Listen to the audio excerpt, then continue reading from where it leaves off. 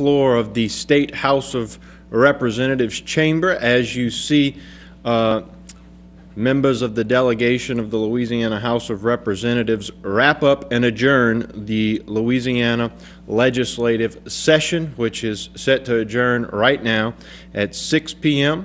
on Thursday. Tonight on Bayou Time, we'll recap the legislative session with your phone calls if you would like to call and discuss on your thoughts regarding the 2011 regular legislative session, as well as we invite all local delegation members to call in tonight on Bayou Time if they would like to join us to give us their thoughts on that. We're awaiting phone calls from several members of the local delegation, and we'll take your phone calls tonight on Bayou Time. That's all next tonight on Bayou Time. Deep in the heart of the bayou we are gathered here tonight.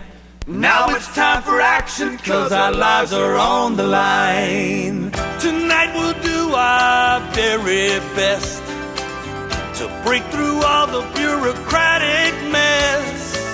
The time has come tonight, 'cause it's Bayou time. Show what Louisiana's all about.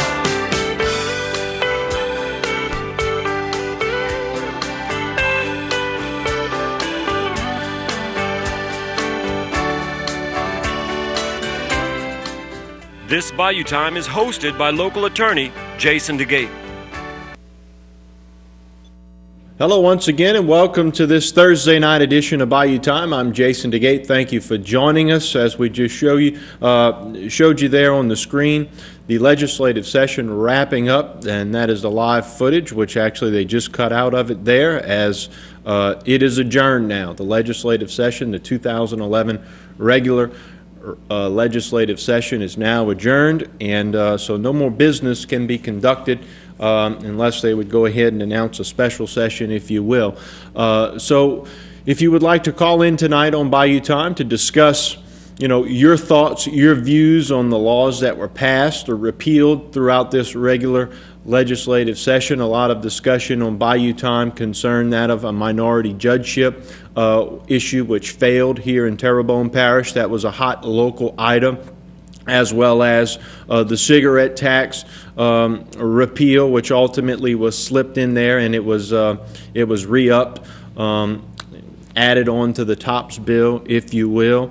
That caused much controversy. Also, they just recently passed, within the last 3 minutes, HB 2, which is all the construction projects, which affects us here locally with a number of things, but most importantly to a lot of people's eyes is that concerning Marganza to the Gulf. And that was passed with all the amendments. And there were other issues as well. A very big issue affecting our youth in our area and statewide, that of the synthetic drugs, a law that was passed banning those substances. And these laws, the bills all, some of which say when they are to take effect. Those bills that do not will become effective on August the 1st. It used to be August the 15th, but the law has changed, and so if it doesn't otherwise state so in the bill, the new laws or acts will become effective on August the 1st. So there's some more shots live on the floor of I think that's the House chamber. I'm sorry, that's the Senate chamber, as you can see on the left side of your screen. And joining us now by phone is a local member of our delegation of the House of Representatives. Mr. Joe Harrison is on the line. Joe, are you there? Yes, sir. All right. Thank you for calling in. As the session concludes, if you wouldn't mind just giving us your thoughts on the session as it wraps up. Well, I think it was a tough session, as we all know what was going on with the deficit going into the session. So a lot of hard subjects, a lot of hard issues that we had to deal with. I think it's probably the most stressful, and each year I think one's worse than the other, but this one I think compounded it because we had to make cuts that impacted a number of people, a number of issues and programs that hopefully we can return to once we get our state back in good fiscal order. All right. Let me just ask somewhat of a pointed question, I guess. The biggest thing that affects, I guess, our citizens here as a result of this session. If you could sum it up with just one particular bill that I guess was either the most controversial, which will have the most effect on our citizens here locally in the Terrebonne, Lafourche, Assumption area. Naturally, it's our coastal restoration. Again, we were successful in getting the money necessary to continue the progress that we made thus far. The scary thing is our delegation, Representative Dove, Richard, Norby, Senator Chabert, and Goodrow, and Truck Gisclair, and Baldome we had to fight to the very end to protect it because there are a number of people. It's a lot of money. So in a short budget year, people are looking to grab up money for their districts and right to the wire. I mean, if you'd have heard us 2 minutes ago, right before when Tony died, we asked the question, is there any money taken out of the Morganza to the Gulf project? And the chairman of that committee said it was attempted in the Senate, but it was defeated. And I give credit to the members of our delegation for making sure we got that money properly placed. Right, and we were actually watching it live here at the studio right before we went live on the air, and we saw several members of the local delegation asking that question. Just take us through those moments, because what would have happened had HB 2 not have passed, at 6 o'clock right there when it was set to adjourn? Well, it would have put everything in kind of a freeze mode and potentially brought us back into special session. Okay. Because many of the projects would have been had no funding, and it just comes to a standstill. So it was very important that we got HB 2 through. It was unusual to come right down to the wire for it. It's again, it goes back to the idea that we did not have the dollars necessary to fund many of those projects and had to cut a number of projects. Okay. And I know another issue that was close to your mind, because you've done a lot of work on it, was that of the synthetic drugs, as Martin and the local district attorneys around the area have also worked hard. That being passed, if you could kind of just give us a comment on that. I think that the work that was done on that, and I initially filed a bill and allowed Ricky Template, who is an ex-police officer, and also retired now. He has decided not to come back for re-election. He asked if I'd allowed to support him with that bill, and I did. It protects the people of our state to know what the substances are, to keep them off the shelf, and to try to get the force of law behind this to protect our children from something they think is very innocent, and it's not. It's one of the most dangerous things I've seen to cause health problems that go far beyond just physical, but the mental health problems that are caused are tremendous, and we're very happy that we're able to put that bill through and protect our citizens. As we wrap up, any one issue, in your opinion, that did not get done this session that you would like to see get done in the next session, or something that we have to address in the next session? I think that education, and it's something that from the delegation, I guess I've been the one tapped on it because of my background, but I think we have to be more diligent in making sure that we're meeting the needs of our citizens to get them the jobs they need based on the education we provide. We are very excited about Fletcher Technical School, the new building, and also Nichols in having the 2 new buildings that are going up there right now, especially our Culinary Institute, which we should be able to fill within a year after it's built. But we are excited about the possibilities next year of what we can do with education and kind of set Louisiana on the map as an education leader, and we have to put the effort behind that. Well, Representative Harrison, we appreciate you joining us, moments after the session wrapped up. We always appreciate your openness with the people coming on to our station and participating with local media. And once again, we appreciate everything you do for our area. Great. Jason, could I say one more thing? Sure. Because there's an issue, local issue that came up, the bridge over Dularge. Okay. We did have a strategy meeting late last night in the conference calls. They had meetings today to prepare for the broken parts that are needed for the bridge. The engineers are in strategy meetings right now, and we're in process of making sure that that bridge is fixed as quickly as we possibly can, and have the assurance of Sherry LaBasse, the head of DOTD, that that will happen very shortly. Okay, but that's not something that requires an actual legislative act to get done, just so everybody's aware. Yes, because we're able to subrogate against the people who actually hit the bridge, and that's what happened, to damage the bridge. So we feel confident in our ability to use our emergency funding to be able to get that done. I've been assured of that by both the governor's office and by Secretary LaBasse. Okay. Thank you very much. We appreciate it, Joe. All right. Thank you, Jason. Sure. Okay, State Representative Joe Harrison, and I believe Jason Sernier is telling me we have another member of the local delegation on the line right now. That's State Representative Gordon Dove. Mr. Dove, are you there? Yes, I sure am, Jason. Yeah. How you doing, Gordy? We appreciate you calling in. We saw you. We were watching HB2 being debated on the floor there as things were wrapping up right before 6 o'clock when it was set to adjourn. And, we witnessed you ask the question to make sure the efforts of the local delegation and the citizens concerning Morganza was not changed. And what was the result of HB2 being passed? Okay, well, there's $10 million in it for Morganza, and if you notice, they wait to the very last minute to bring up HB2, so you need to ask a direct question. Did you keep my money in there? I should say our money, Terrebonne Parishes and Lafourche Parish's Morganza money. And so, he's got to answer you direct, because that's a last-minute deal, and that's when you usually lose your money, So, we were very pleased with $10 million. We're looking at the CDBG monies through the governor's office, so that's not the only money we should be getting from Morganza. We'll be getting some more. And,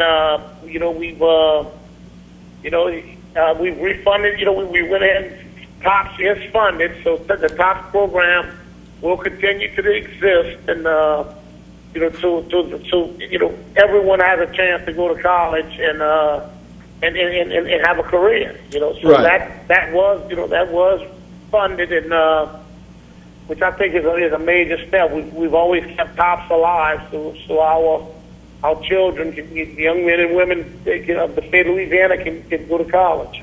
And that's something very important, not only statewide, but also to citizens here locally who require that money to go to universities such as Nichols and other things like that. Right. Like this year, we didn't get funds. Every year we usually get funds that you can use on a local level, but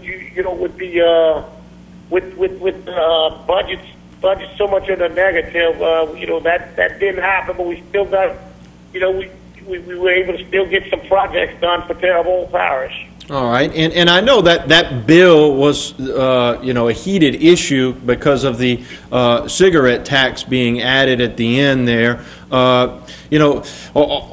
Is that going to create some tension amongst the governor and maybe the two sides of the House there in the future?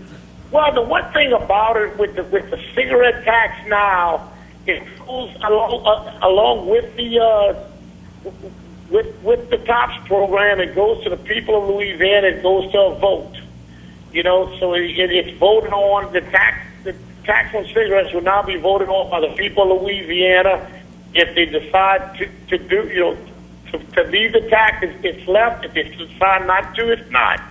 So, a vote of the people is always good in any issue, Right. So ultimately, it won't be just a few legislators deciding on if the tax will stay in place. We, the citizens, will all be able to go to the polls and decide if we want to continue that tax or not. That's correct. That was put on there, and I've always been a firm believer is if there's a controversial issue, no matter how I feel one way or other about it, if it gives a chance to people of Louisiana to vote, then I believe in giving a chance to the people to vote. Right. And Representative Dove, if I guess some positive notes that you can give for the residents of the Terrebonne Lafourche area as a result of this legislative session as you see it. What are some positive things that came out of this session? Right. Well, Jason, we weren't real happy with the redistricting at the last minute. we were split up 55-45. When they split up, Terrebonne and LaFouche are still together. It's just the congressional district split the parishes. Terrebonne and LaFouche have about 55% with Scalise, and we have about 45% of LaFouche is going with the other congressman. And I tell you what, at first I wasn't real happy with that, but after meeting with Scalise, who I've served 4 years ago, he's supposed to put an office in Terrebonne. He assured me that he is going to represent us as if we were 300,000 people with him. And okay. I believe Scalise, Representative Scalise, I should say Congressman Scalise, he's a man of his word, and I flew over the Morganza when they with Steve Scalise when they were opening the gates, and he's been here the whole time making sure Terrebonne and LaFouche were fine during that flooding event. Okay, all right, and yeah, go ahead. Okay, and then Cassidy, I believe I spoke to him, and he's going to be, he will represent us in the same manner.